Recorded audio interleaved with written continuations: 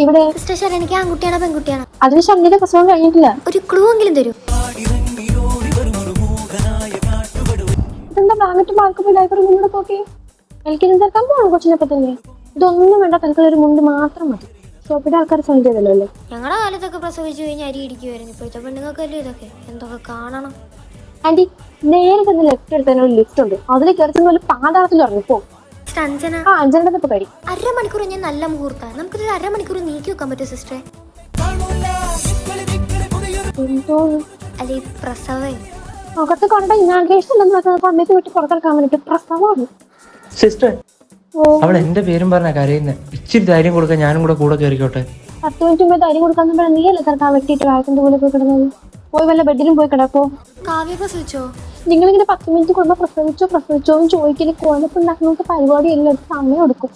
അഞ്ജനയുടെ husband ഉണ്ടോ അവിടെ? നിങ്ങൾ കാണുന്നതാണ്.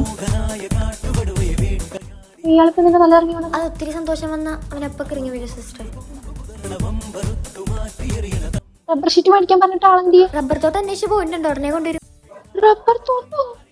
എടോ കുഞ്ഞിനെ കിടത്താൻ വാട്ടർ പ്രൂഫ് റബ്ബർ ഷീറ്റ് മേടിക്കാനാണ് പറഞ്ഞു വിട്ടേ. വിവരമുള്ള ആരും ഇല്ലേ നിങ്ങളെ കൂട്ടത്തില്? ദേവികയുടെ ഹസ്ബൻഡ് ആരാ? ഞങ്ങളാ. അപ്പൊ പിന്നെ ഞങ്ങളോ? സിസ്റ്റർ ആയിട്ട് എത്ര ദേവിമാരുണ്ട്? 4 പേരുണ്ട് സിസ്റ്റർ. അടിപൊളി.